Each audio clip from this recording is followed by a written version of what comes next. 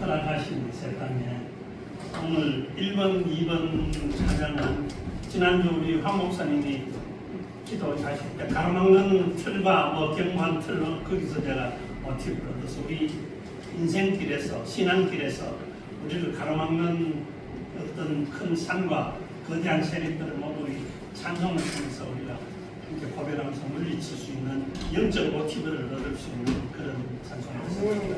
함께 박수 치면서 기도하겠습니다.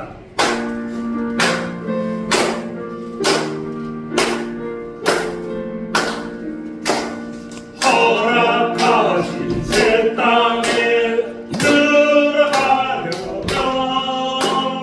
마음의 준비하여 힘쓰리라. 다시 한번 고백하겠습니다. 허락하신 새 땅에 들어가려면 마음의 준비하여 힘쓰리 하세.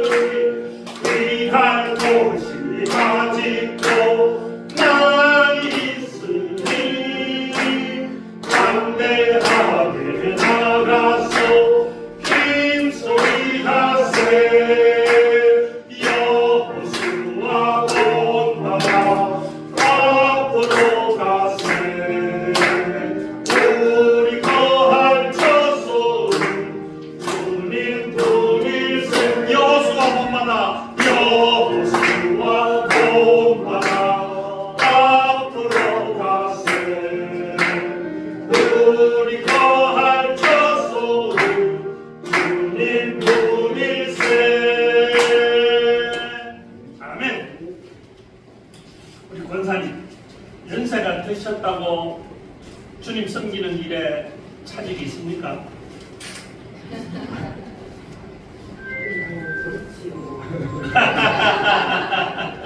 그러나 주님 섬기는 일에는 나이와 아무 상관이 없이 여호수아와 갈렙같이 우리가 담대하게 섬길 수 있는 힘을 얻을 수 있다고 봅니다. 주님, 내가 여기 있사오니 주님이 주신 단어로 예예.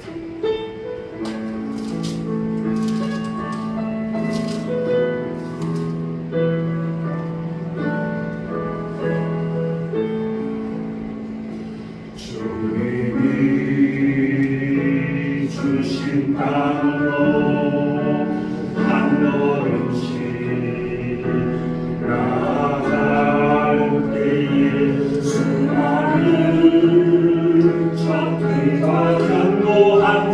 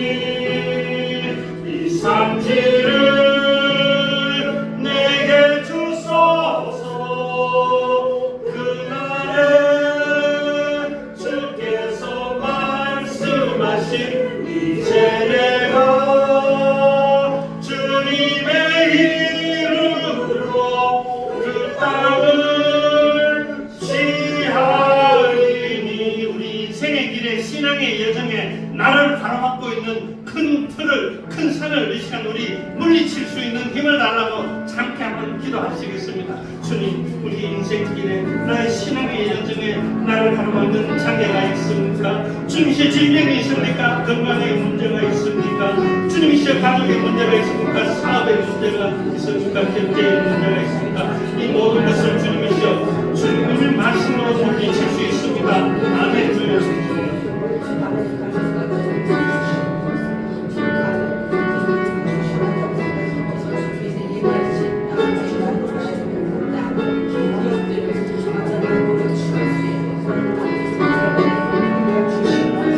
이 산지를 내게 주소서. 이 산지를 내게 주소서. 그날에 주께서 말씀하신 이제 내가 주님의 이름으로 그 땅을 지나리니. 이 산지를 내게 주소서. 그 땅에 주께서 말씀하신 이제 내가 주님의 이름으로 그 땅을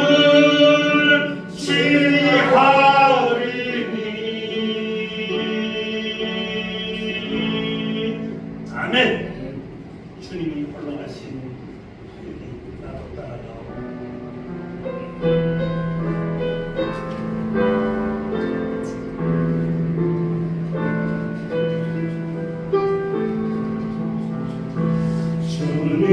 주님이 홀로 가신 그 길 나도 따라가오.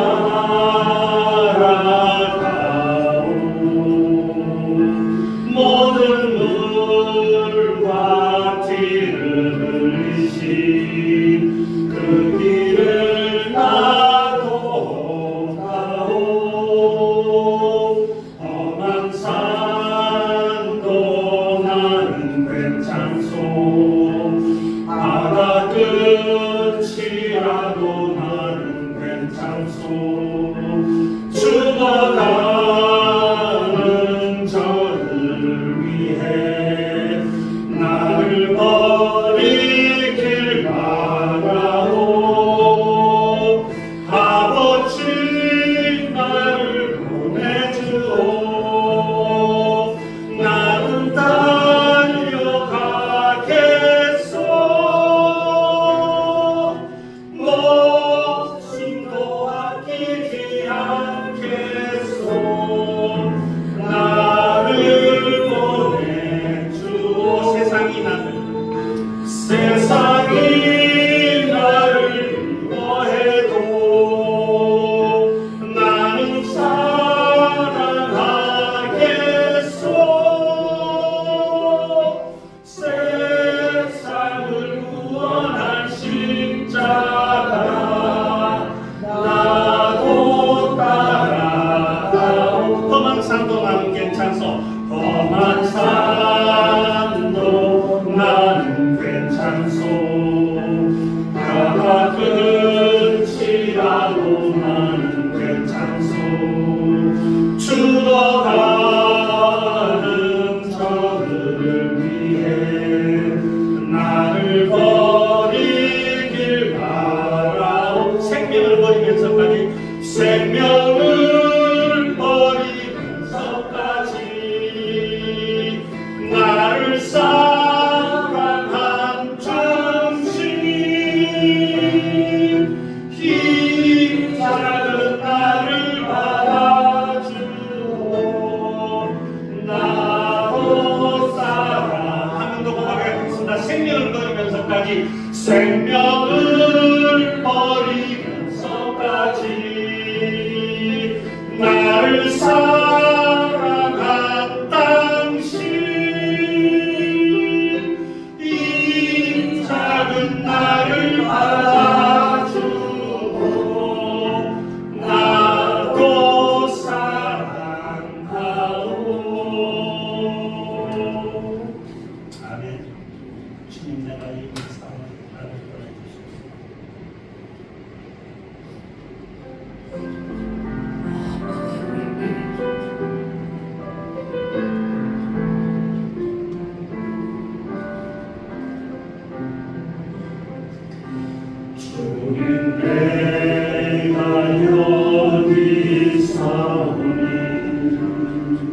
나를 보내소서.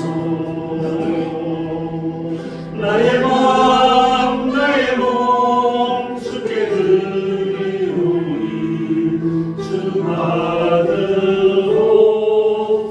한 번 더 고백하면 주님 내가 여기 있사오니 주님 내가 여기 있사오니 나를 보내소서. 나의 마음 나의 몸 주께 드리오니 주 받으옵소서. 주님 내가 여기 있사오니 나를 써주소서.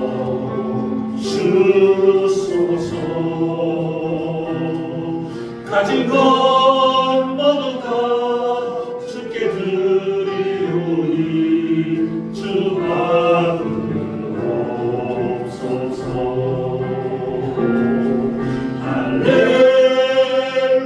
할렐루야 할렐루야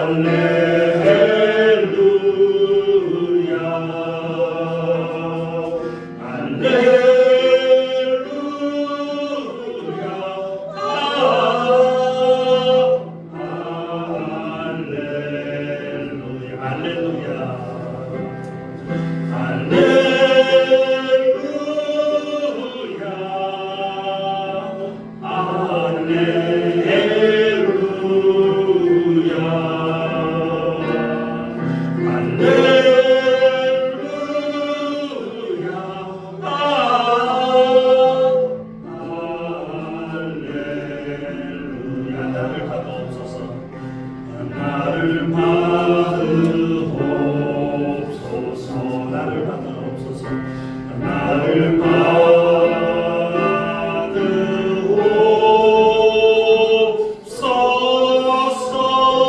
우리 이 시간에 함께 기도하시기를 원합니다.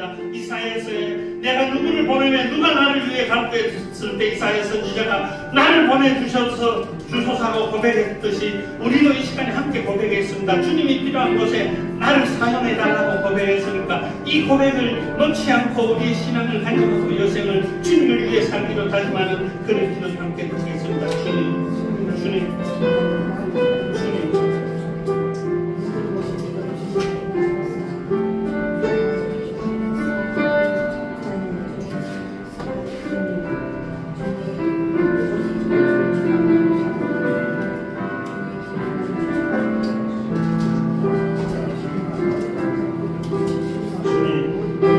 나를 사용해달라고 나를 보내달라고 주님이 필요하신 곳에 살게 해달라고 입술로는 고백했는데 내 마음이 아직 완전한 고백을 하지 못하고 있습니다. 주님 나의 마음을 다스려 주시고 온전히 주님 앞에 나를 사용해달라고 내가 있는 그곳에서 주의 제자가 되기를 주님이 내가 있는 곳에서 그곳에서 주님의 삶을 실천하며 주님의 뜻을 행동하는 생각하시고 나를 보내주셔서 나를 사용하옵소서. 나는 주님의 돕고 그의 사용되겠습니다.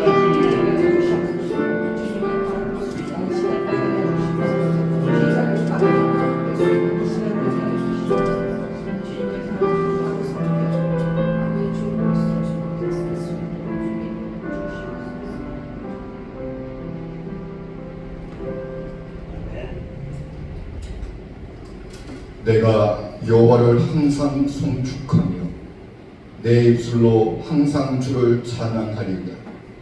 너희 성도들아 여호와를 경외하라. 그를 경외하는 자에게는 부족함이 없도다. 젊은 사자는 궁핍하여 줄일지라도 여호와를 찾는 자는 모든 좋은 것에 부족함이 없으리로다. 아멘. 우리 사랑하는 성도 여러분, 여호와를 경외하며 오늘도 하나님을 높이고 찬양하기 위해 예배의 자리에 놓으신 사랑하는 성도님들을 예수님의 이름으로 축복합니다. 모두 자리에 일어나셔서 인내성을 올려드리면서 예배의 자리로 나아가겠습니다. 주님의 높고 위대하심을 내 영혼이 찬양하네. 주님의 높고 위대하심을 내 영혼이 찬양하네. 내 주 예수 세상에 다시 올 때 저 천국으로 날 인도하리. 나 겸손히 엎드려 경배하며 영원히 주를 찬양하리라. 주님의 높고 위대하심을 내 영혼이 찬양하네. 주님의 높고 위대하심을 내 영혼이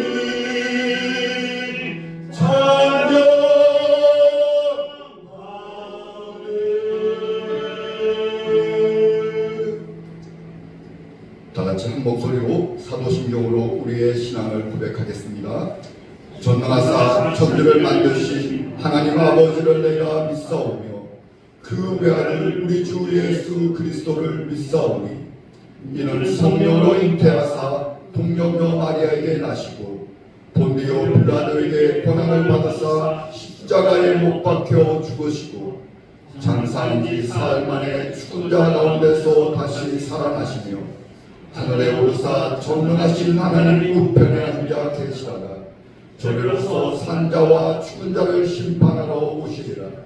성령을 믿사오며 거룩한 공회와 성도가 서로 교통하는 것과 죄를 사하여 주시는 것과 몸이 다시 사는 것과 영원히 사는 것을 믿사옵나이다. 아멘. 모두 자리에 앉으셔서 찬송가 43장을 찬송하시겠습니다.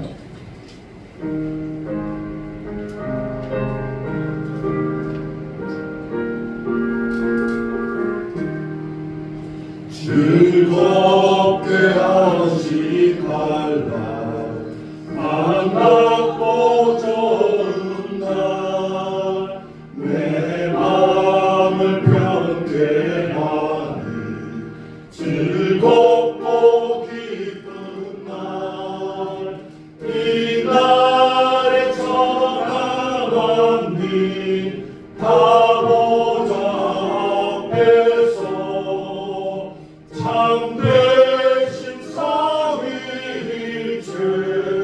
다 찬송 부르네. 이 날의 하늘에서 새 양식 내리네. 성회로 모이라고 종소리 울리네. 복음의 밝은 빛은 온 세상 비치며 또 영생 물이 흘러 시원케 하시네. 이 주의 지킴으로 새 은혜 입어서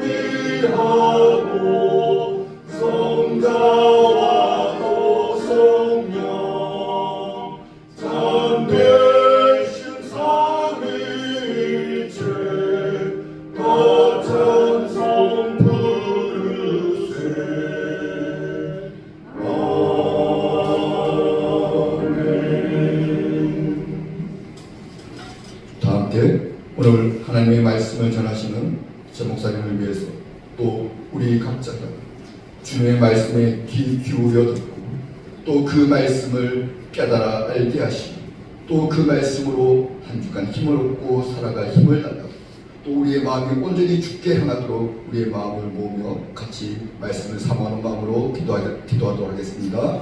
사랑하신 하나님 아버지 참으로 감사합니다. 우리의 삶 가운데 주님 말씀을 들려주시는 하나님 이 강단을 통하여 흘러나오는 하나님의 말씀을 아멘 아멘으로 받기를 원합니다. 우리의 마음이 세상의 어떠한 것들로 분주하지 않게 하시고 모든 염려하는 마음들 분주한 마음들을 다 던져버리고 주님 앞에 나와 주님의 말씀을 온전히 사모하는 마음으로 듣기를 원합니다. 성령님 우리의 마음을 주장하여 주시고 우리의 마음이 흔들어지지 않게 하시고 그 말씀에 겸손히 무릎 꿇게 하여 주시옵소서.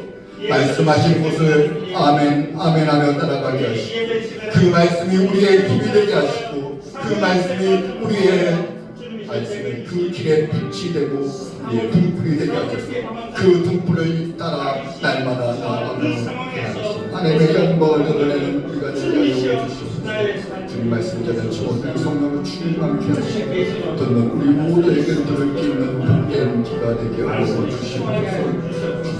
주의 힘을 듣겠나이다 말씀하여 주시옵소서.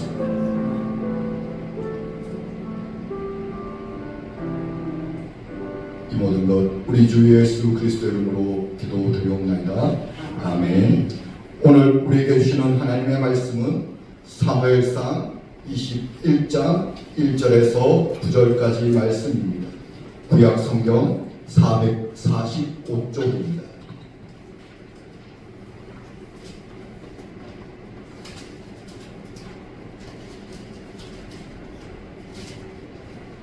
구약 성경 445쪽 사무엘상 21장 1절부터 9절까지 저와 여러분이 한 절씩 교독하도록 하겠습니다. 사무엘상 21장 1절에서 9절까지 말씀입니다. 다 찾으셨으면 제가 먼저 봉독합니다.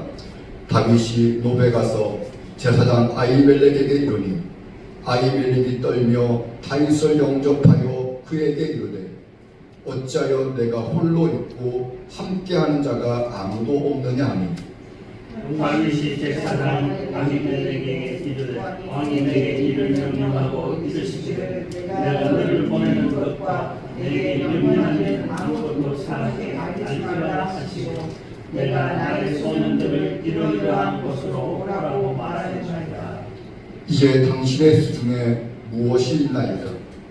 또 5덩이나 무엇이나 있는 대로 내 손에 주소서 하니 제사장이 다윗에게 대답하여 이르되 어떤 것은 내 수중에 없으나 거룩한 것은 있나니 그 소년들이 여자를 가까이만 하지 아니하였으면 주리라 하니라. 다윗이 제사장에게 대답하여 이르되 우리가 참으로 3일 동안이나 여자를 가까이 하지 아니하였나이다. 내가 떠난 길이 보통 여행이라도 소년들의 그릇이 성결하댔거든 하물며 오늘 그들의 그릇이 성결하지 아니하겠나이까 하며 제사장이 거룩한 떡을 주었으니 거기는 진설이나 여호와께서 훈련한 떡밖에 없었습니다. 이 떡은 떠온 떡을 드리는 날에 훈련한 것이라. 그날에 사울의 신하 한 사람이 여호와 앞에 머물러 있었는데 그는 도액이라 이름하는 에돔 사람이요 사울의 목자장이었더라. 다윗이 아히멜렉에게 이르되 당신의 수중에 창을 가리옵나이까 왕의 이름으로 내가 이 칼광무를 가지 못하였나이다 하니 같이 읽겠습니다. 제사장이 이르되 내가 엘라 골짜기에서 죽인 블레셋 사람 골리앗의 칼이 도자기에 쌓여 에봇 뒤에 있으니 내가 그것을 가지려거든 가지라. 여기는 그것밖에 다른 것이 없느니라 하는지라. 다윗이 이르되 그 같은 것이 또 없나니 내게 주소서 하더라. 아멘. 골리앗의 칼이라는 제목으로 제목사님 오셔서 말씀 전해 주시겠습니다.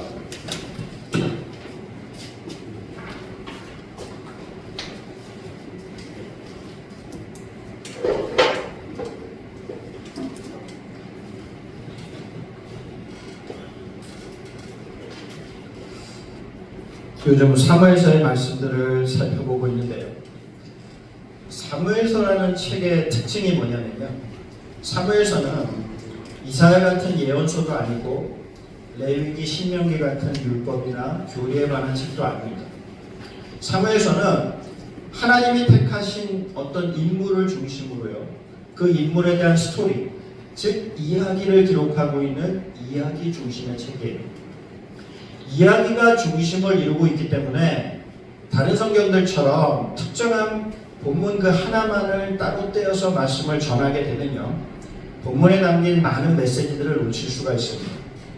그래서 사무엘서 같은 책은요. 최소한 한 장 전체를 하나의 본문으로 봐야 됩니다. 특히 그 앞뒤에 나오는 이야기들이 본문을 이해하는 중요한 단서나 키가 되는 경우가 많기 때문에 경우에 따라서는 그 주변의 장들을 함께 살펴봐야 한다는 거예요. 그래서 오늘 제가 성도님들과 같이 살펴보려고 하는 말씀도 21장과 22장입니다. 21장과 22장에 나오는 이 각각의 이야기들을 통해서 하나님께서 우리들에게 말씀하시는 메시지가 무엇인지 그 이야기들을 하나로 쭉 연결해서 살펴보려고 합니다. 먼저 오늘 본문 21장 1절입니다. 다윗이 노베 가서 제사장 아히멜렉에게 이르니 아히멜렉이 떨며 다윗을 영접하여 그에게 이르되 어찌하여 내가 홀로 있고 함께 있는 자가 아무도 없느냐 하니 다윗은 이 이전 장인 20장에서요 요나단의 도움으로 사울이 자신을 죽이려고 한다는 것을 알았습니다. 사울의 의지가 확고한 것을 안 다윗은요 황급히 도망을 치는데요 도망을 간 곳이 어디냐면 바로 노비라는 성을 봅니다. 성도님들과 함께 나누고 싶은 첫 번째 질문은요 사울에게 쫓기게 된 다윗이 다른 것도 많은데 왜 하필 노브로 도망을 갔느냐 하는 겁니다. 다윗이 노브로 간 데는 이유가 있습니다. 이스라엘이 가나안 땅에 들어간 후에요 하나님의 성막을 정식으로 세웠던 곳이 혹시 어딘지 아십니까? 실로라는 곳입니다. 하나님의 성막은 실로에 있었는데요. 근데 문제는 이스라엘이 블레셋과의 전쟁에서 패하면서 실로가 파괴되었다는 겁니다. 그래서 성막을 옮기게 되는데 성막을 옮긴 곳이 바로 노비예요. 하나님의 성막이 노비에 있으니까 제사장들도 어디 있겠습니까? 당연히 성막이 있는 노비에 있는 거예요. 그래서 사울에게 쫓기던 다윗이 당시에 대제사장이었던 아히멜렉의 도움을 받기 위해서 노브로 간 겁니다. 다윗이 대제사장을 찾아간 것은 두 가지 이유 때문이었어요. 첫 번째는 3절입니다. 이제 당신의 수중에 무엇이 있나이까? 떡 5덩이나 무엇이나 있는 대로 내 손에 주소서 하니 제사장이 그 거룩한 떡을 주었으니 거기는 진설병 곧 여호와 앞에서 물려낸 떡밖에 없습니다. 이 떡은 더운 떡을 드리는 날에 물려낸 것이더라. 다윗이 아비멜렉을 찾아간 첫 번째 이유는 양식을 구하기 위해서요. 두 번째 이유는 8절입니다. 다윗이 아히멜렉에게 이르되 여기 당신의 수중에 창이나 칼이 없나이까? 왕의 일이 급함으로 내가 내 칼과 무기를 가지지 못하였나이다 하니 두 번째 이유가 나옵니다. 다윗이 아비멜렉을 찾아온 두 번째 이유는 자신의 몸을 보호하기 위한 무기를 구하는 거였습니다. 성도님들이 얼마 전에 사무엘서를 읽으셨는데요. 이 구절을 보면서 좀 이상하다는 생각이 안 드셨습니까? 다윗이 대제사장에게 와서 당신의 수중에 무기가 없냐고 묻고 있는데요. 여기서 두 번째 질문입니다. 다윗이 싸움에 필요한 무기를 왜 대제사장에게 와서 찾느냐는 거예요. 이상하지 않으세요? 더 이상한 것은 그 다음 9절입니다. 9절 제사장이 이르되 내가 올라 골짜기에서 엘라 골짜기에서 죽인 블레셋 사람 골리앗의 칼이 보자기에 쌓여 있어 에봇 뒤에 있으니 내가 그것을 가지려거든 가지라. 여기는 그것밖에 다른 것이 없느니라 하는지라. 다윗이 이르되 그 같은 것이 또 없나니 내게 주소서 하니라. 대제사장이 다윗에게 골리앗의 칼을 내주는데요. 제가 오늘 성도님들에게 성경 이면에 있는 내용들을 좀 말씀드리려고 합니다. 여러분, 골리앗의 칼은 어떤 칼입니까? 이 칼은요, 다윗이 골리앗의 머리를 베고 그가 전리품으로 취한 칼입니다.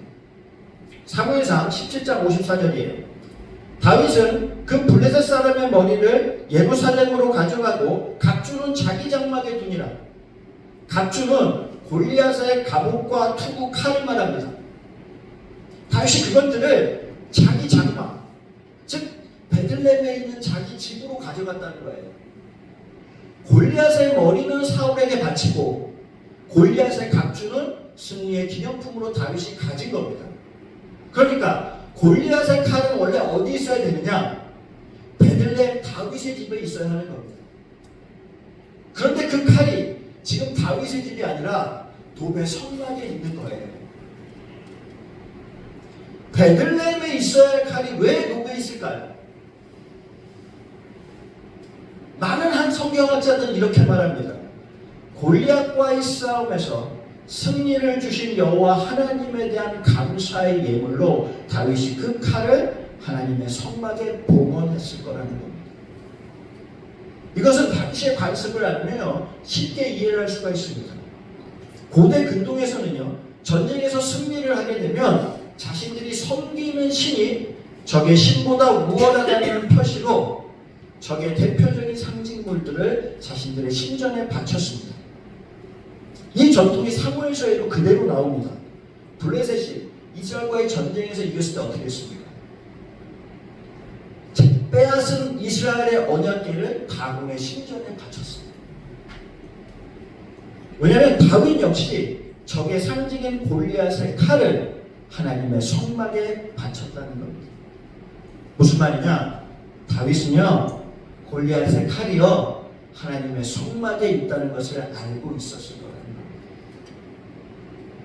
어쩌면 다윗은 골리앗의 칼을 염두에 두고 아히멜렉에게 당신의 수중에 칼이 없냐고 물었던 것이 아니겠는가 하는 겁니다. 성도님들은 어떻게 생각할지 모르겠는데요. 저는 제 추측이 어느 정도는 맞을 것 같아요. 오늘 보면 바로 적장 20장에서 다윗은 사울이 자신을 죽이려고 한다는 것을 알았습니다. 그 사울의 의중을 알고 나서 다급해진 다윗은요 자신의 몸을 지킬 무기가 필요했습니다. 그 순간 생각한 것이 자기가 성막에 봉헌을 했던 골리앗의 칼이 아니었겠는가. 다윗은요 사울의 갑옷도 벗어던지고 자신만의 방식으로 골리앗과 싸웠던 사람입니다. 골리앗에게 너는 칼과 창과 단창으로 내게 나오거니와 나는 만군의 여호와 이름으로 네게 나아가노라. 이렇게 믿음으로 선포하면서 싸웠던 사람이 다윗이에요. 그렇게 담대했던 다윗이 사울이 자기를 죽이려고 한다는 것을 알고부터는 두려움에 사로잡혀서 골리앗의 칼을 찾아 노까지 왔다는 겁니다. 이게 정말 같은 사람인가 싶은데요. 여러분, 사울의 갑옷을 벗어던질 만큼 담대했던 사람도 다윗이고 반대로 두려움에 빠져서 골리앗의 칼을 찾았던 소심하고 겁 많은 사람도 다윗입니다. 여러분, 다윗이 골리앗의 칼을 가진다고 해서 그 칼을 제대로 사용할 수나 있었겠습니까? 사울의 칼도 크고 무거워서 맞지 않았던 다윗이에요. 하물며 그보다 더 크고 무거운 골리앗의 칼은 어떻겠습니까? 더 맞지 않는 겁니다. 그런데도 그것을 알면서도 다급하니까 그 칼을 찾았다는 거예요. 이게 신앙생활을 하는 우리의 모습이에요. 우리도 우리의 믿음이 좋을 때는요 다윗처럼 믿음으로 담대하게 싸우지만 우리의 믿음보다 문제가 더 크게 보이면요 우리에게 맞지 않는 도구라는 것을 알면서도 골리앗의 칼을 찾는다는 겁니다. 그러면 사람들이 도대체 어떨 때 골리앗의 칼을 찾게 되느냐는 거예요.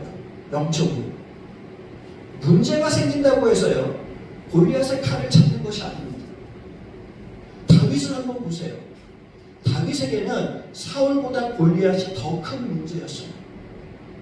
더 큰 문제인 골리앗과 싸울 때는 믿음으로 싸웠는데 그보다 훨씬 더 작은 사울과 싸울 때는 세상의 방식으로 싸우려고 했다는 겁니다. 그 원인이 뭐겠습니까? 그것은 우리 앞에 있는 문제가 얼마나 크냐 작으냐의 문제가 아니라는 거예요. 이것의 본질은 우리의 시선이 하나님을 향하고 있느냐 문제를 향하고 있느냐는 겁니다. 다윗이 그의 시선을 하나님께 집중했을 때는 그 큰 골리앗도 작아 보였어요. 그런데 그 시선이 사울이라는 문제에 집중되니까 사울이 골리앗보다 더 크게 보이는 겁니다. 다윗에게 왜 두려움이 찾아왔습니까? 골리앗과 싸울 때처럼 하나님을 보지 않고 사울을 봤기 때문이에요. 무리를 걸었던 베드로가 그랬습니다. 그가 예수님만을 바라봤을 때는요, 거친 풍랑도 두렵지 않았어요. 그런데 그의 시선이 예수님으로부터 멀어지게 되니까 풍랑이 보이기 시작하고 풍랑이 보이는 순간 두려움에 사로잡히게 되는 겁니다. 어떨 때 우리 마음에 두려움과 염려가 찾아오냐?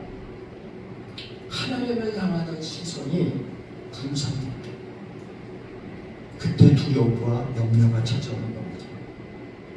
베드로가 예수님만을 바라봤을 때는 풍랑이 작게 보였던 것처럼 우리의 시선이 하나님께 가 있으면 염려의 문제들이 작게 보인다는 겁니다. 사단은요, 하나님을 향해 있던 우리의 시선을 다른 곳으로 돌리게 만듭니다. 사단이 하는 미혹의 핵심은 우리의 시선을 분산시키는 거예요. 하나님을 향하던 우리의 시선이 분산될 때 우리 안에 두려움이 찾아오고 염려가 커지게 되는 겁니다. 저와 성도님들 안에 무언가에 대한 염려들이 자꾸 커지고 있다면요, 지금 우리의 시선이 어디를 향하고 있는지 시선의 방향을 반드시 점검해 봐야 할 줄로 믿습니다. 본문으로 돌아와서요, 오늘 본문에서 한 가지 꼭 짚고 넘어가야 할 것이 있습니다. 그것은 다윗이 노브를 떠나고 난 다음에 일어난 비극적 사건입니다. 본문 7절입니다. 그날에 사울의 신하 한 사람이 여호와 앞에 머물러 있었는데 그는 도액이라 이름하는 에돔 사람이요 사울의 목자장이었더라.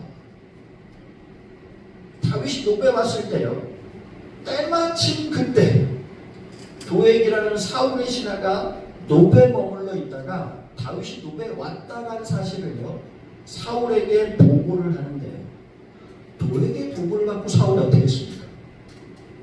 22장 18절입니다. 왕이 도액에게 이르되 너는 돌아가서 제사장들을 죽이라 하매 에돔 사람 도액이 돌아가서 제사장들을 쳐서 그날의 세마포에 에봇 입은 자 85명을 죽였고 제사장들의 성읍 노베의 남녀와 아이들과 젖 먹는 자들과 소와 나귀와 양을 칼로 쳤더라. 아히멜렉이 다윗을 도왔다라는 이유 그 하나만으로요 노베에 있는 모든 제사장들과 백성들이 죽임을 당하는 끔찍한 사육이 일어나는데, 이 사건에서 우리가 주목해야 되는 것이 있습니다. 우리의 관심을 가져야 되는 것은요, 비극의 사건의 내용이 아니라요, 왜 이런 비극적 사건이 일어났느냐는 거예요. 아히멜렉이 다윗을 도와준 것은 사건의 발단이 된 것은 분명합니다. 그런데 그것은요, 겉으로 드러나 있는 표면적인 이유이고요, 근본적인 원인은 따로 있습니다. 근본적인 원인은 다윗이 한 말 한마디 때문이었어요. 이 2절입니다. 다윗이 제사장 아히멜렉에게 이르되 왕이 내게 일을 명령하고 이르기를 내가 너네를 보내는 것과 내게 명령한 일은 아무것도 사람에게 알리지 말라 하시기로 내가 나의 소년들을 이러이러한 곳으로 오라고 말하였나이다. 이 말씀을 잘 보세요. 여러분, 다윗의 이 말이 사실을 말한 겁니까? 거짓을 말한 겁니까? 거짓을 말할 거예요. 다윗의 이 거짓말 때문에 결과적으로 노베 끔찍한 살육이 일어난 겁니다. 아히멜렉은요, 다윗의 말을 철석같이 믿었습니다. 하나님의 기름 부음 받은 종이 대제사장에게 거짓말을 할 거라고는 생각지도 못했을 거예요. 아히멜렉은 다윗의 말을 믿고 그에게 골리앗의 칼을 내주었습니다.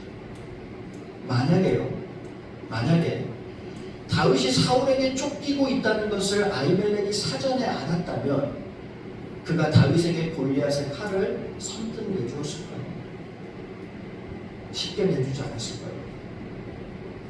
이 사건의 본질은요, 아히멜렉이 다윗에게 무기를 제공해 준 것 때문에 아히멜렉과 노베 제사장들이 반역의 죄를 뒤집었을 겁니다.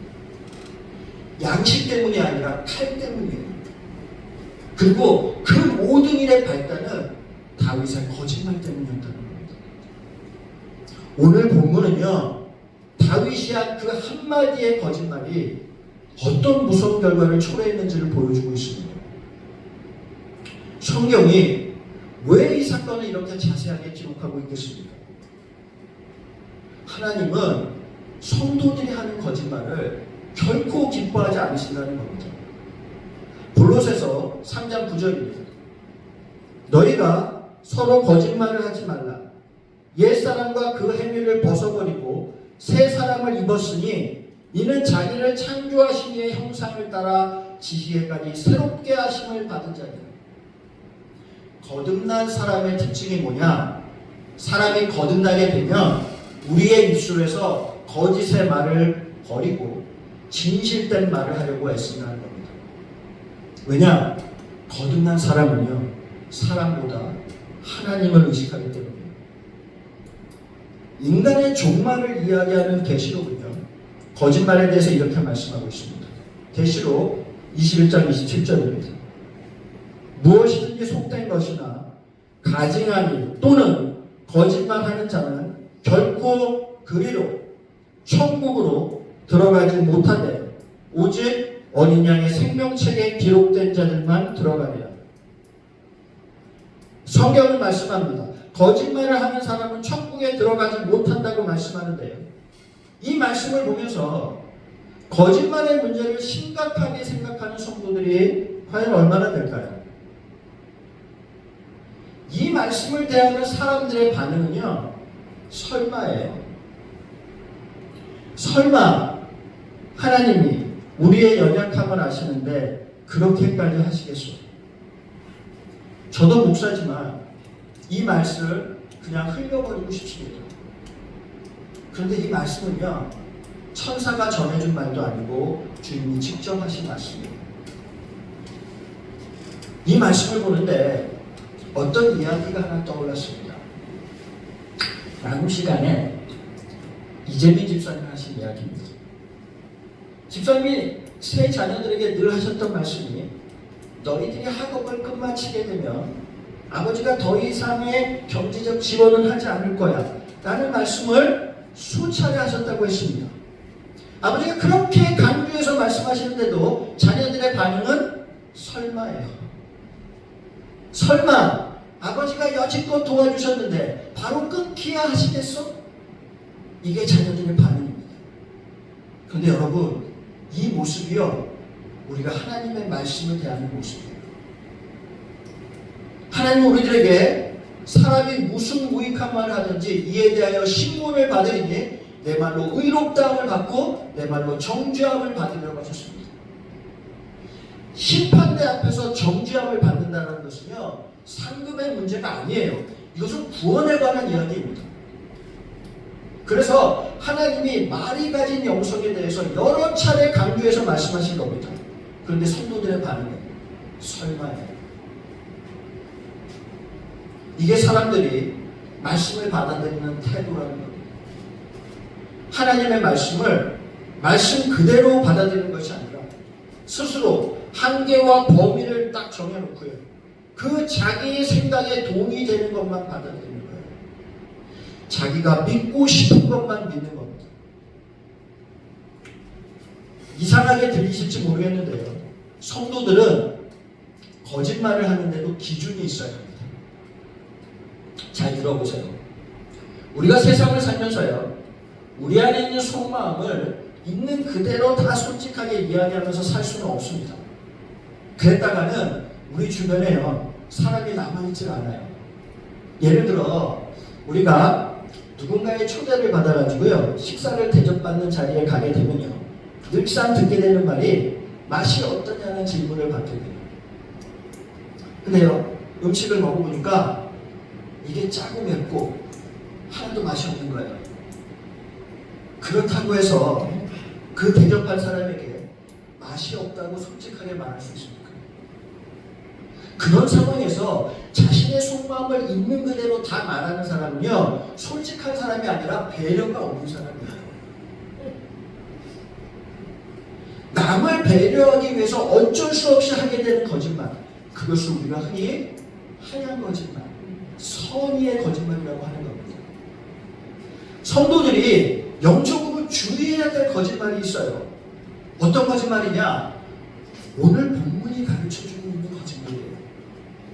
다른 사람을 배려하기 위해서 하는 것이 아니라 자신의 의심과 안위를 위해서, 자기의 유익을 위해서 하는 거짓말들을 조심해야 한다는 겁니다. 우리가 거짓말을 했다면요, 영적인 점검이 있어야 합니다. 그것이 타인에 대한 배려에서 한 것인지, 아니면 나의 의심과 유익을 위해서 한 것인지, 그 방향과 동기를 살펴봐야 한다는 거예요. 다윗처럼 잘못된 거짓말을 했다면 하나님 앞에 회개해야 합니다. 하나님은 우리의 연약함을 아시고 우리들에게 회개라는 은혜를 주셨어요.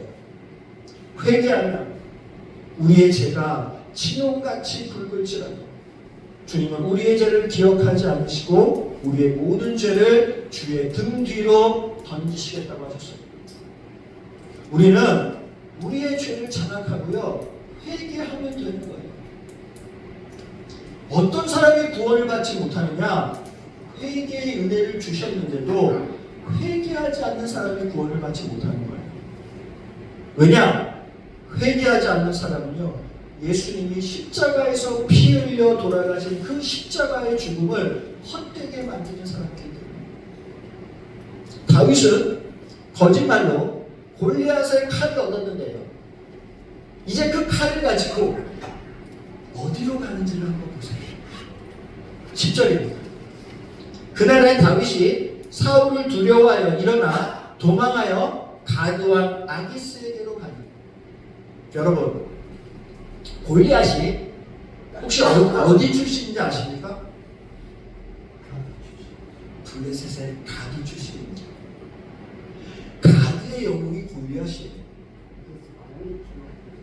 그런 골리앗의 목을 벤 그 칼을 가지고 다윗이 골리앗의 고향으로 간 겁니다.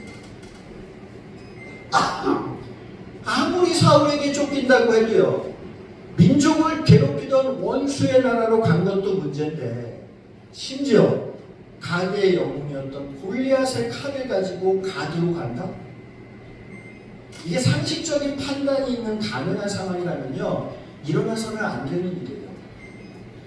아니나 다를까, 가드 사람들의 반응이 어떤지 11절입니다. 아기스의 신하들이 아기스에게 말하되 이는 그 땅 왕 다윗이 아니니까 무리가 춤추며 이 사람의 일을 노래하여 이르되 사울이 죽인 자는 천천히요 다윗은 만만히로다 하지 아니하였나이까 한지라.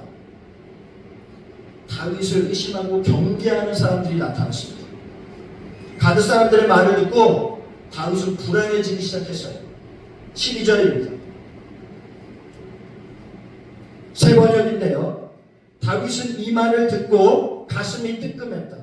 그는 가드왕 아기스 옆에 있는 것도 안전하지 못하다는 생각이 들었다. 그래서 그는 그들이 보는 앞에서는 미친 척을 하였다. 그들에게 잡혀있는 동안 그는 미친 사람처럼 행동하여 성문 문짝 위에 아무렇게나 글자를 그적거리기도 하고 수염에 침을 질질 흘리기도 하였다. 다윗이 미친 척을 했는데요, 가드 사람들 앞에서. 사람들은 이 장면을 보면서요, 다윗의 임기응변이나 순간적인 기지에 초점을 맞춥니다.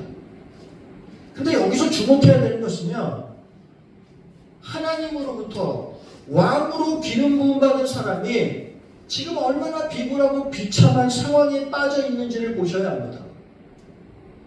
이 장면은요, 다윗이 지금 극심한 영적 침체에 빠져 있다는 것을 보여주는 겁니다. 성령의 충만함으로 골리앗 앞에도 담대히 섰던 다윗의 모습이 지금 이렇게 비참하게 되었다는 거예요. 이게 비단 다윗만의 문제는 있습니다. 골리앗의 칼은요, 성도들이 하나님의 능력을 신뢰하지 못할 때 우리가 의지하고 싶어지는 세상적인 힘, 인간적인 수단을 말하는 겁니다. 우리의 시선이 하나님으로부터 멀어지게 되면 우리도 골리앗의 칼을 찾게 되고요. 심지어 그 칼을 들고 가드로 가는 잘못된 선택을 한다는 거예요. 우리가 평상시에 우리의 시선을 하나님께 두는 훈련을 하지 않으면요, 다급한 일이 생겼을 때 우리도 다윗과 같은 선택을 하게 되는 겁니다. 다윗은 가드에 머물지 못하고요, 가드에서 쫓겨나게 됩니다. 이게 바로 하나님의 섭리예요. 하나님이 그를 가드에서 쫓아내신 겁니다. 가드에서 쫓아내신 하나님이 그를 어디로 보내시느냐? 23장 1절입니다. 그러므로 다윗이 그곳을 떠나 아둘람 굴로 도망하며 그의 형제와 아버지의 온 집이 듣고 그리로 내려가서 그에게 이르렀다.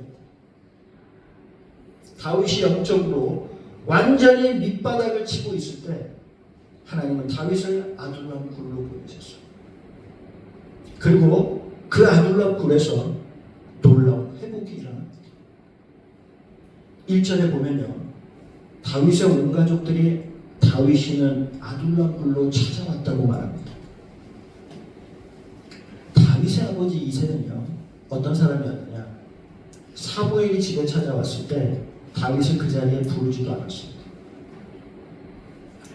다윗의 형 엘리압은요, 다윗이 전쟁터에 왔을 때 전쟁을 구경하러 왔냐며 다윗을 비난했습니다. 다른 형제들을 다 제치고 막내 다윗이 하나님의 기름 부음을 받는 순간부터요, 시기와 질투심으로 인해서 온 가족들의 마음이 뿔뿔이 흩어졌습니다. 다윗이 왕궁에 있을 때는 그렇게 마음이 갈라져 있던 가족들이요, 사울의 박해를 피해서 아둘람 굴에 와서 하나가 되었다는 겁니다. 사울의 박해라는 시련이 가족들을 하나로 묶은 거예요. 다윗이 아둘람 굴에 있을 때 그가 지은 시가요, 시편 57편하고 142편인데요. 순서상으로는 142편이 57편보다 먼저 지어졌다고 봅니다. 근데 시편 142편은요, 다윗이 처음 아둘람굴에 왔을 때 그의 심경이 어떠했는지를 보여주고 있습니다. 시편 142편입니다. 다윗이 굴에 있을 때에 지은 마스길, 곧 기도.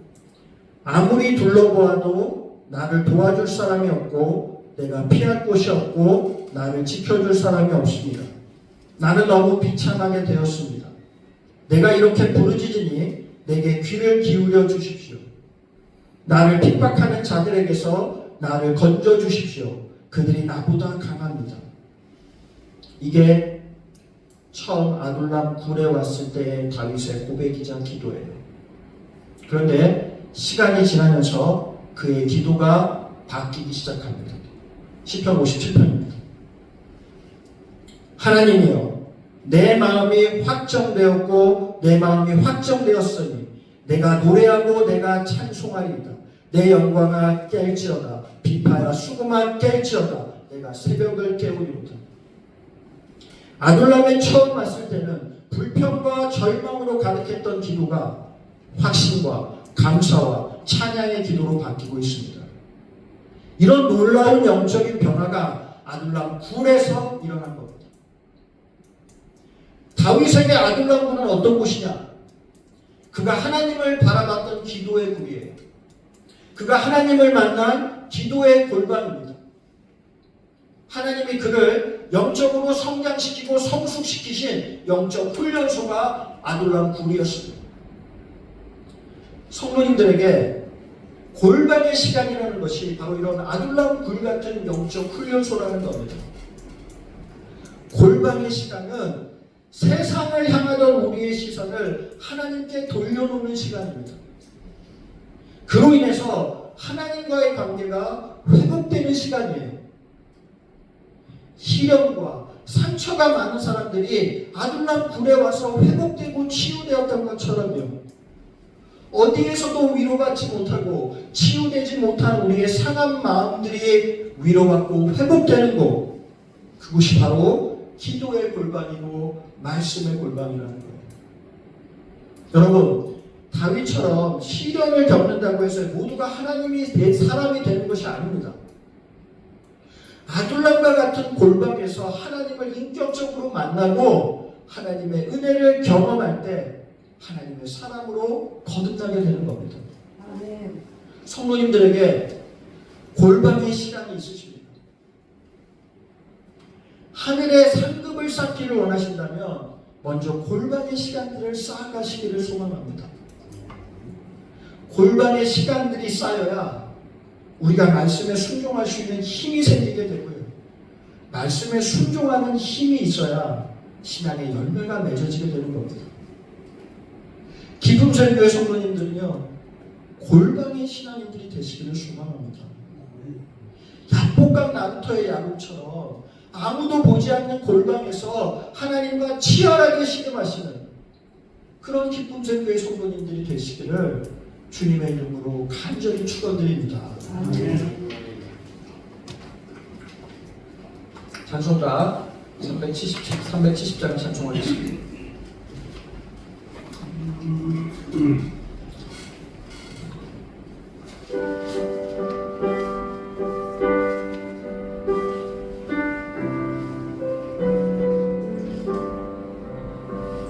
주 안에 있는 나에게 안 근심이 있으랴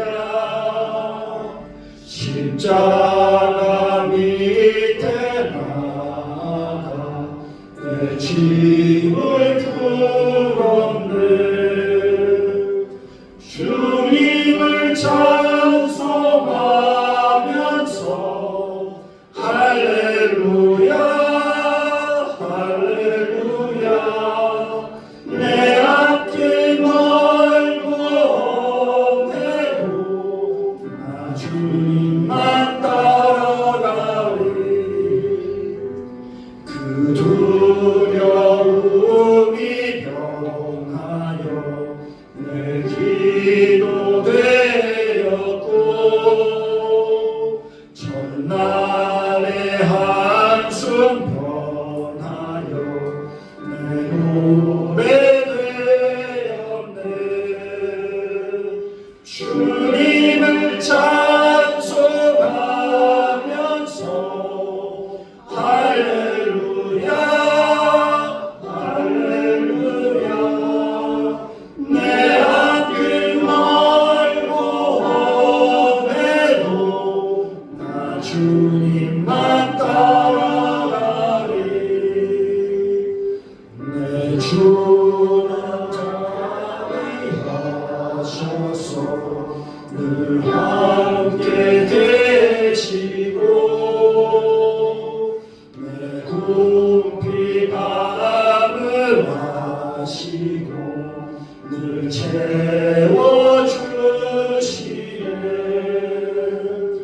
주님을 찬송하면서 할렐루야 할렐루야 내 앞길 멀고 험해도 나 주님만 따라가리 내 주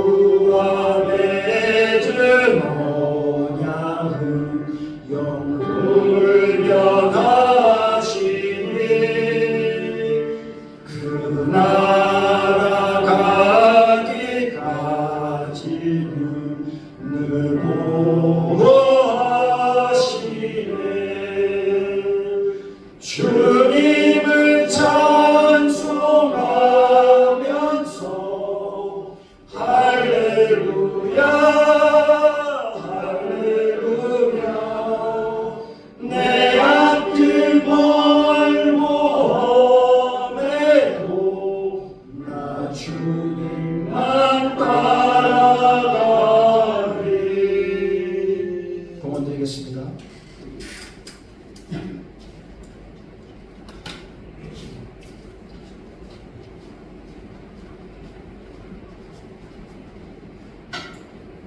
한 주 동안도 저희 온 식구들을 주님의 날개그 안에 품어주시고 보호하시고 지키셨다가 이렇게 예배의 자리로 인도하신 주님께 진심으로 감사함을 드립니다. 우리의 감사함의 마음을 담아 주님께 봉헌의 물질을 올려드립니다.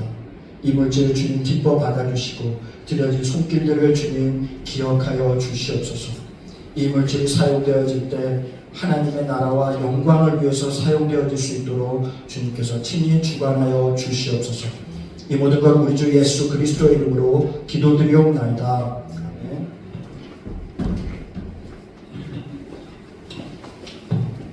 교회에서 실천해드리도록 하겠습니다. 특별한 어떤 우리 저번 주 목요일 날 꿈선교에서 이성 목사님께서 찾아주셔서 지도자가 저와 같이 교제 시간을 가졌습니다. 그리고 오실 때 또 교회 성도님들에게 작은 선물을 좀 가져오셨는데 헤어 컨디셔너를 한 가정당 2개씩 갈 때 가져가시면 되겠습니다. 오늘 말씀 생각하면서 같이 기도했으면 좋겠는데요. 우리가 항상 주님을 따른다고 하지만 우리 삶에 너무 시선이 뺏긴 게 너무나 많은 것 같습니다. 주님 말은 주님 하는데 주님과의 그 친밀한 시간들은 우리가 너무나 소홀히 했던 것을 돌아보면서 우리가 회복되는 장소도 다윗의 아둥한불처럼 주님만 보이지 않는 세상 어느 도움도 받을 수 없는 그 자리에서 오직 하나님만 시선을 향할 때 주님께서 다윗을 회복시켜 나가셨듯이 우리의 삶에 어떤 어려움과 문제가 있을지라도 우리가 주님과 그 골방에서 그 시간들을 지나다 보니 하나님의 그 무한하신 사랑을 발견하게 되시고 그 은혜를 붙잡게 되시고 그 힘으로 나가 세상에 승리할 수 있을 것입니다. 우리가 같이 그 아둔한 물이 우리의 회복의 장소가 되겠다고 그 시간을 갖겠다고 우리 같이 결단하는 기도를 기도하겠습니다. 사랑이 많으신 하나님 아버지 참으로 감사합니다. 우리의 삶이 세상 것들을 향해 너무나 시선이 빼앗겨 있고 세상의 많은 일들로 분주함으로 주님과의 시간들이 점점 약해지고 눈에 보이는 것으로 너무나 쉽게 흔들리고 두려워하는 우리를 독합니다. 주님의 시선이 떠나갔을 때 주님을 향한 우리의 시선이 떠나갔을 때 세상 문제가 크고 그것이 나를 덮어버려 그것에 억눌려 도망자의 시대를 쳤던 그 다윗처럼 우리가 그 삶을 살아가지 않게 하여 주시옵소서. 날마다 그 아름다운 우리의 기도의 자리가 되게 하시고 주님의 그 은밀한 곳에 우리가 보호받게 하여 주소서. 그곳에서 상처받은 영혼들이 회복되게 하시고 마음이 상한 자들이 그 회복되는 역사들이 그곳에서 일어나게 하여 주시옵소서. 세상 어떤 것들이 우리의 시선을 빼앗지 않게 하여 주시고 우리의 시선이 오직 주님만을 향하게 하소서. 주님께서 원하시는 그 삶을 살아가기를 원합니다. 주님이 원하시는 그 자리에 올려져 있기를 원합니다. 주님이 원하시는 그때에 주님이 원하시는 그 장소에 우리가 온전히 서 있기를 원합니다. 우리가 그 자리에 있기 전에 앞서 그 아들랑 주님과 은밀히 만나는 그 시간들을 더 깊이 사모하게 하시고 그곳에 주님의 은혜를 더 덧입게 하셔서 세상에 담대히 나가 승리하는 우리들이 되게 하여 주시옵소서.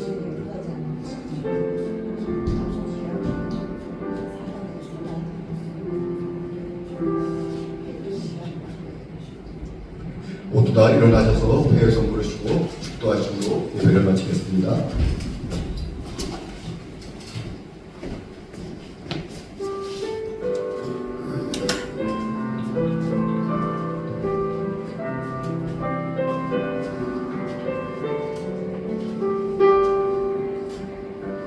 여기에 모인 우리 주의 은총 받은 자여라. 주께서 이 자리에 함께 계심을